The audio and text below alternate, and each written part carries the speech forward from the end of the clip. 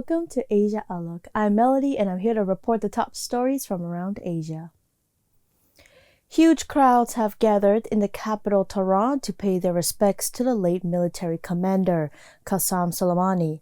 Thousands of people, including the country's supreme leader, Ayatollah Ali Khamenei, and President Hassan Rouhani, attended a special prayer ceremony at the University of Tehran earlier on Monday. This is how Iran's supreme leader honors the country's top military commander, a man he once described as a living martyr of the revolution. The whole country is grieving. The daughter of the prominent general, who was killed by a U.S. airstrike on Friday, warned of a dark day coming for America. Families of the American soldiers in Western Asia have witnessed America's humiliation in Syria, Iraq, Lebanon, Afghanistan, Yemen, and Palestine wars, and will spend their days waiting for the death of their children. Other top Iranian military officials have vowed revenge. The only thing that can compensate for his blood is the complete removal of America from the region and taking away their evil from the oppressed people of the region. Soleimani's assassination also puts the 2015 Iran nuclear deal in danger. On Sunday, Iran announced it would take the final step in reducing its commitments under the agreement, saying it would enrich uranium without restrictions. U.S. President Donald Trump's order to eliminate Soleimani not only infuriated Iran, but also its neighbor Iraq. Iraq's parliament called for the expulsion of foreign troops from Iraqi soil. The government should end the presence of any foreign forces and prevent them from using the lands, water, and sky of Iraq. On the American side, the rhetoric is defiant as well. Right after the Iraqi parliament cast the vote, President Trump threatened sanctions against Baghdad, warning that the sanctions will be as hard as those slapped on Iran. Trump also threatens to bomb Iran's cultural sites, an action that experts consider tantamount to a war crime. As the world ushers in a new decade, the U.S. assassination of a prominent figure in Iran's government opens a new chapter of spiraling tensions in the Middle East. Indonesia is facing its deadliest flooding in decades. At least 53 people died and one person is missing due to flash floods and landslide. Nearly 175,000 people have been evacuated from their homes. Floods have led to train lines being blocked and power outages in some areas. Authorities warned that heavy rainfall could last till mid-February, with an expected peak from the 11th to the 15th of January. They add that climate change, which has increased the risk of this extreme weather. Chinese President Xi Jinping will pay a state visit to Myanmar next week. At the invitation of President Wu Wei-myint, China's foreign ministry has said. The two-day visit marks Xi's first presidential visit to the Southeast Asian country. The two sides jointly put forward the 5 principles of peaceful coexistence in the 1950s. Myanmar is the first country that ever settled border issues with China, and China has played a constructive role in helping deal with the nation's ethnic affairs. Myanmar established a steering committee for implementing Belt and Road Initiative projects right after China proposed the initiative. Under rising unilateralism and protectionism, China and Myanmar have been working closely in regional and international affairs such as the UN, East Asia Cooperation, the China-ASEAN Free Trade Zone, and so on. Korean President Moon Jae-in said there is a desperate need for accurate ways to improve ties with DPRK. He made the remarks in his New Year's speech. Moon said he was ready to meet with Kim Jong-un in Pyongyang if necessary, and he has vowed to keep up working to facilitate U.S. DPRK communications. He said he will also continue to push restarting Kaesong Industrial Complex with Seoul, which previously operated with Pyongyang, and tours to Mount Kumgang. South Korean President Moon Jae-in says there's a desperate need for practical ways to improve ties with the Democratic People's Republic of Korea. He made the remarks in his New Year speech. Moon said he was ready to meet with Kim Jong-un in Pyongyang if necessary, and he has vowed to keep up working to facilitate U.S.-DPRK communication. He also said he would continue to push for restarting the Kaesong Industrial Complex, which Seoul previously operated with Pyongyang, and tours to Mount Kumgan. A suicide bomber has targeted a mosque in southwest Pakistan during Friday evening prayers, killing a senior police officer and at least 13 civilians. CGTN Daniel Khan has more from Islamabad. A powerful explosion ripped through a mosque during Friday evening prayers in Pakistan's southwestern city of Quetta. According to the police, a senior police official and the imam of the mosque were among those killed. Several others were injured at the mosque located in the densely populated neighborhood. Prime Minister Imran Khan condemned the attack and regretted the loss of lives. Home Minister of Balochistan Mir Ziaullah has said enemies of Pakistan and Balochistan cannot see peace prevailing, but the government will remain undeterred in safeguarding its people. Meanwhile, the Chief of the Army, General Qamar Javed Bajwa, has said that Pakistan Army will give complete assistance to police and the civil administration. He has also said that those who targeted innocents in a mosque can never be true Muslims. Balochistan's security has been put on high alert after the blast, increasing the security of sensitive areas, including hospitals and places of worship. The incident comes 3 days after a motorcycle parked close to a Frontier Corps vehicle blew up in Quetta, leaving 2 people dead and another 14 injured. So far, no group has claimed responsibility of the attack, while an investigation has been launched. Daniel Khan, CGTN, Islamabad. More than 20 mothers came to a barbershop to donate their hair to a charity that fashion wigs for children with cancer in northeast China, Jilin Province.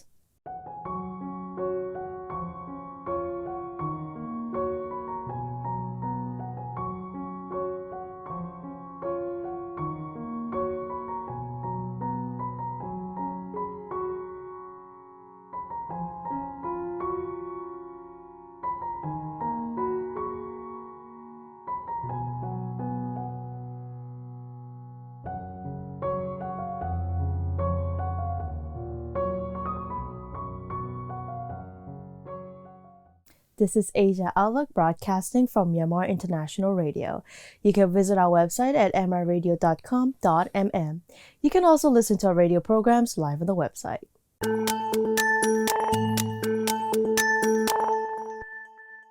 A number of major airlines canceled or rerouted flights on Wednesday to avoid airspace over Iraq and Iran following Iranian missile strikes on American military bases in Iraq. The U.S. Federal Aviation Administration banned American registered carriers from flying over Iraq, Iran, and the Gulf, citing risk for misidentification of aircraft. Let's take a look. The U.S. Federal Aviation Administration banned American registered carriers from flying over Iraq, Iran, and the Gulf, citing risks for misidentification of aircraft. Its Russian counterpart said it was recommending that airlines avoid the airspace over Iran, Iraq, and the Persian and Oman Gulfs. Air France, meanwhile, has suspended all flights through Iranian and Iraqi airspace until further notice. Other carriers that took similar action include Air Canada, Air India, Singapore Airlines, and Qantas Airlines. Analysts say that the Iran-Iraq region is a central corridor for flights between Europe and Asia, but that aircraft can be rerouted fairly easily. Protests were held across India to condemn an attack at a prestigious university in the Indian capital, during which over 20 people were injured. Videos that emerged after last week's assault showed people with masks roaming inside the quarters of Jawaharlal Nehru University, beating students who are protesting against the fee increase. Medics said most of the injured were treated at a hospital for cuts and bruises. New Delhi police said the incident was a clash between rival students' groups. Opposition parties and injured students blamed the attack on student organization, linked to Prime Minister Narendra Modi's BJP party. Videos that emerged after Sunday's assault showed people in masks roaming inside the corridors of Jawaharlal Nehru University, beating students who were protesting against the fee increase. Medics said most of the injured were treated at a hospital for cuts and bruises. New Delhi police said the incident was a clash between rival student groups. Opposition parties and injured students blamed the attack on a student organization linked to Prime Minister Narendra Modi's ruling BJP party. Turkish President Recep Tayyip Erdogan has welcomed Russian President Vladimir Putin in Istanbul.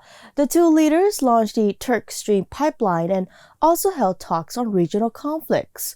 Following the meetings, the two leaders called for a ceasefire to be implemented in Libya. CGTN's Mikhail Bardavid has more on this. Turkish President Recep Tayyip Erdogan and Russian President Vladimir Putin on Wednesday formally launched the Turk Stream pipeline in Istanbul, a project that aims to transit Russian natural gas to Turkey and Europe. Two pipelines are laid underwater, and each of them has a capacity of 16 billion cubic meters, and the depth is more than 2 kilometers. The length of pipes are more than 1.8 kilometers. The two leaders also held a nearly 2-hour closed-door meeting. The main topic on the agenda, Libya. Turkey and Russia find themselves supporting the opposite sides of the Libyan conflict, with Ankara supporting the UN-backed Government of National Accord and Moscow supporting General Khalifa Haftar's Libyan National Army. Turkey has also recently announced it was deploying troops to Libya in support of the GNA. Following the meetings, the foreign ministers of both countries announced Turkey and Russia were calling for a sustainable ceasefire in Libya starting January 12th at midnight. In Syria, Moscow and Ankara have also cooperated closely despite being on opposite sides. They acted as guarantor states during the Astana peace process, which aims to end the Syrian conflict. And it appears that Erdogan and Putin are eager to take on a similar conciliatory approach and cooperate in Libya as well. The latest tension between Iran and the United States was a focus point for Erdogan, who stressed Iraq could not handle any more instability. Nobody has the right to put the whole region, especially Iraq, into a fire circle for the sake of their own interests. As a country who can speak to all parties, we will continue to carry out intense diplomacy. We will use all the opportunities we have, and we will not allow our region to be drowned in blood and tears. Erdogan also stressed the importance of diffusing tension with the use of diplomacy and bringing back common sense during what he called a critical period for the region. Mikhail Bardavid, CGTN, Istanbul.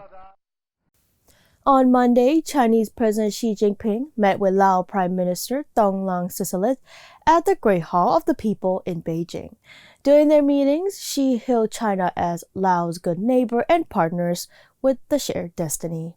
He called on both sides to work together to safeguard their common interests and those of other developing countries.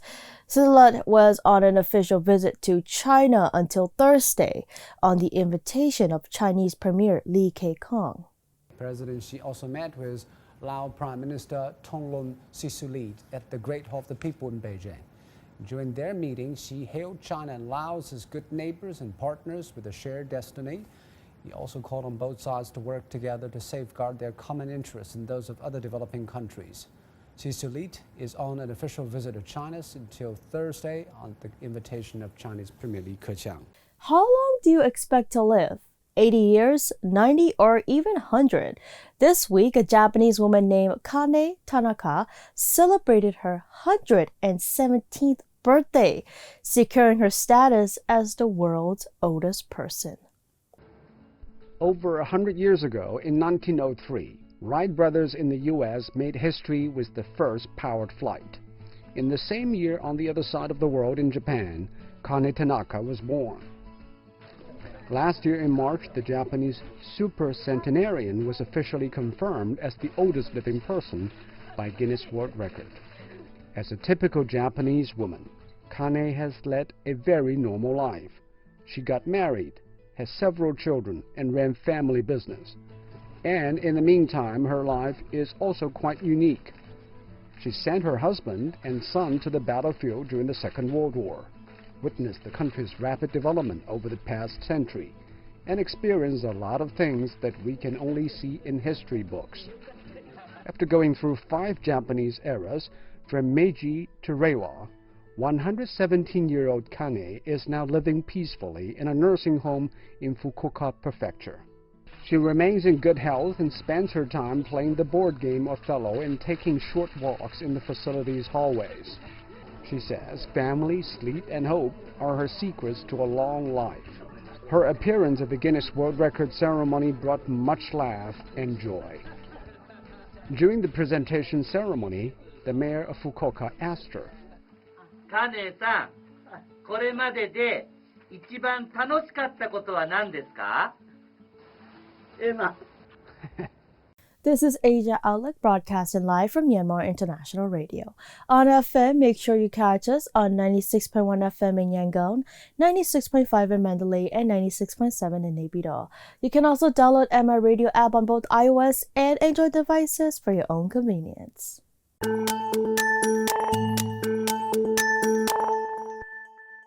The United States reportedly failed in a covert operation to kill another Iranian military official in Yemen last week. Reuters cited 2 U.S. officials who said it happened the same day Iranian military commander Qasem Soleimani was killed in a U.S. drone strike in the Iraqi capital of Baghdad. The Pentagon has declined to comment. The U.S. officials named the Iranian who had been targeted as Abdul Reza Shalai, a senior officer in the Revolutionary Guards elite troop force. The United States reportedly failed in a covert operation to kill another Iranian military official in Yemen last week. Reuters cited 2 U.S. officials who said it happened the same day Iranian military commander Qasem Soleimani was killed in a drone strike in Baghdad. The Pentagon has declined to comment. One of the U.S. officials named the Iranian who had been targeted as Abdul Reza Shalai, a senior officer in the Revolutionary Guards elite Quds Force. War resolution is non-binding, but it demands the White House not to engage military activity against Tehran unless it is authorized by Congress. The move comes after the U.S. assassinated Iran's top general last Friday, escalated tensions between the 2 sides. Sean Kellops has more. The war resolution is non-binding, but it demands the White House not engage in military activity against Tehran unless authorized by Congress. The move comes after the U.S. assassinated Iran's top general last Friday, escalating tensions between the 2 sides. Sean Kellops has more details. Democrats in the U.S. House of Representatives have been working to limit U.S. President Donald Trump's ability to launch another military strike against Iran. Debate has been swirling around the War Powers Act, and that stems from the fact that Trump ordered a drone strike on Iranian military and intelligence chief General Qasem Soleimani. Soleimani's death triggered outrage from Democrats on Capitol Hill, as well as some Republicans. Democratic House Speaker Nancy Pelosi has been leading the debate in the U.S. lower house. We must avoid war. And the cavalier attitude of this administration, it's stunning. And the president to say, I inform you by reading my tweets. No, that's not the relationship that our founders had in mind in the Constitution of the United States when they gave power to the White House. President Donald Trump countered in a tweet and lashed out at Pelosi, saying, hope all House Republicans will vote against crazy Nancy Pelosi's War Powers resolution. A similar measure is under consideration in the Republican-controlled U.S. Senate. The question is just how much authority will these resolutions carry? The War Powers Act was initially passed in 1973, and back then it sought to limit then President Richard Nixon's ability to prevent further drawn-out war in Vietnam. Now, while tension has subsided with Iran over the past several days, Trump is still facing harsh criticism from Democratic and Republican lawmakers over the administration's claim that Soleimani had planned imminent attacks against U.S. troops, diplomatic leaders, or other U.S. interest in the area. Sean Kellops, CGTN, Washington. Lebanon has imposed a travel ban on fugitive former Nissan chief Carlos Ghosn. Goen was questioned by Lebanese investigators after he was summoned over an Interpol warrant. Lebanese judicial authorities have asked Japan for its file on Goen. They add that they will not question him against the information is released. Former Nissan chief lawyer said Goen is very comfortable with the judicial path in Lebanon after his interrogation. Goen fled to Beirut while awaiting trial in Tokyo on charges of underreporting earnings, breach of trust, and misappropriation of company funds, all of which he denies. Japanese Prime Minister Shinzo Abe traveled to the Middle East on January 11th as part of a 5-day trip to aid diplomatic efforts. The visit comes amid growing tensions in the region after the U.S. killing of Iranian General Qasem Soleimani. It's also ahead of Tokyo's plan to dispatch a warship and patrol planes to the region. Abe will visit Saudi Arabia, Oman, and the UAE. There is a debate among geopolitical commentators about the merits and even intentions of Chinese engagement in Africa. Some suggest the Chinese to seek undermine democracy. Others accuse China of selling the continent with decades of ultimately unrepayable debt. Few seem to believe that China genuinely has the interests of heart of Africa. Sibo Sizo-Moyo is Zimbabwe's Minister of Foreign Affairs and International Trade. In his article said Zimbabwe, where they are preparing to receive the visit of State Councilor and Foreign Minister Wang Yi, it cannot be disputed that China has been a strong and true friend over many decades. He added, quote, "Indeed, over the last 40 years, in full alignment with the Charter of the United Nations, China has resolutely adhered to a policy of non-interference in the domestic affairs of other countries," end quote. Moyo also added in his article, quote, "A key aspect of China's relationship with Zimbabwe, indeed with all the African countries, is that its engagement comes without political conditions and lectures that can unfortunately accompany Western support. In stark contrast to China, there are a raft of examples where Western engagement is openly premised upon a requirement for Africans to openly embrace Western social values and practices, even when they sit uncomfortably against our own cultural heritages and beliefs," end quote. That is the end of international news. Now we take a look at what is happening around Myanmar with our local news.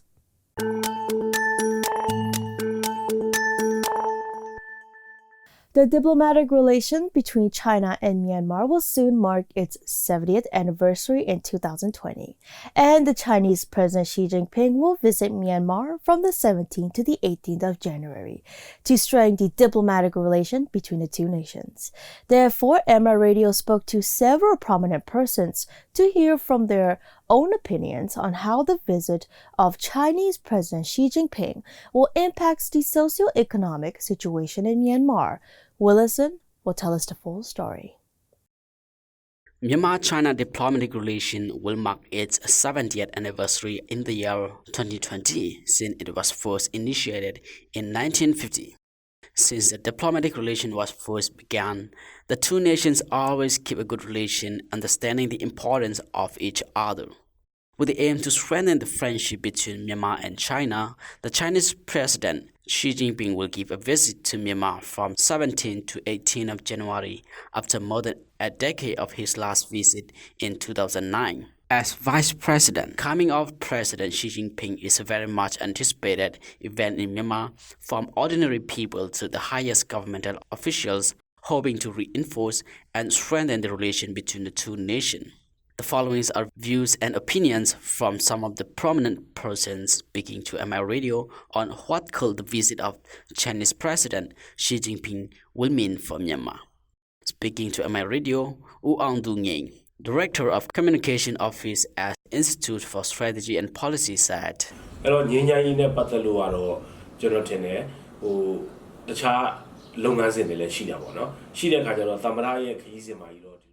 When it comes to peace process in Myanmar, I don't think there will be discussion on this issue. in this visit of President Mr. Xi Jinping, as there are several areas to talk about. I think they will give focus on diplomatic relations of the two nations, investment, and other strategy. As far as I know, the Chinese government is eager to help Myanmar in achieving peace, and Chinese government is also very much active in peace process with the aim to bring peace in Myanmar. Now let's take a listen to Wu Chun-sing, who is the executive director of the Ju Mui Food Manufacturing Company.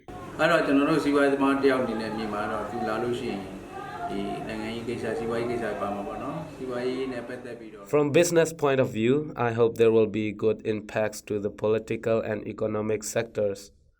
I also hope that we will be able to receive more investments from China through his visit, which will pave platform for the economic growth of our nation. Compared to what we have in our country, they have higher amount of investment. But if they are to do investment in Myanmar, from my point of view, if they can talk to indigenous business persons for the investment, then it will be a good move. Some of the most remarkable meetings between Myanmar and China in the year 2019 was both State Councillor Daw Aung San Suu Kyi and Senior General Min Aung Hlaing visited China and met Chinese President Xi Jinping.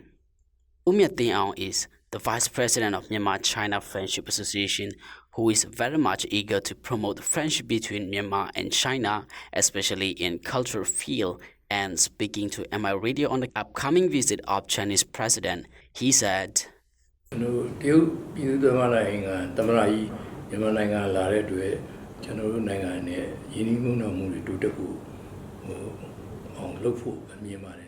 What I see is the visit of Chinese President to Myanmar will greatly enhance the investment. At the same time, I also believe that Myanmar's role with the international market in trading will be far more improved. We have heard that the visit of Chinese President will bring investors to Myanmar in construction of railway and highway in Myanmar, which is a part of Belt and Road Initiative. So for Myanmar-China Friendship Association, we're glad to hear this news. I believe all these will help our nation in improving transportation and trading sector for our nation. Recently, we see the visit of South Korean president brought good results to our nation. So we believe the visit of Chinese president will also bring many good impacts to our nation as well. Speaking to MI Radio, Mong Yuan Aung Shin of NLD also said,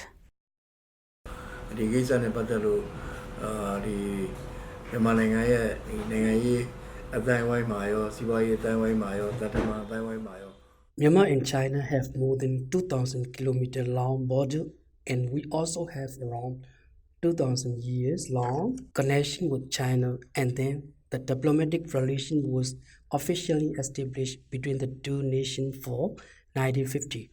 The diplomatic relation between Myanmar and China has been at good stake since it was first began. But the diplomatic relation between Myanmar and China see it peak from the year 2015, which we have never experienced before in history. From 1988, the relation was mainly between government to government, but from 2015, it has become really good to government, party to party, and people to people, and I believe that the coming of President Xi Jinping will also further improve the relation between the two nations. The visit of President Xi Jinping is also very much exciting for both the government and the public along with business persons. Since we have rare visit of top officials from the Chinese government during NLD-led government, it is one of the unique times for our nation. Therefore, I hope that his visit will also greatly helpful for us in peace process. This is Williamson reporting for MI Radio. And that's all we have for today's Asia Outlook on MI Radio. Thank you for being with us. We'll be back next week. Until next time.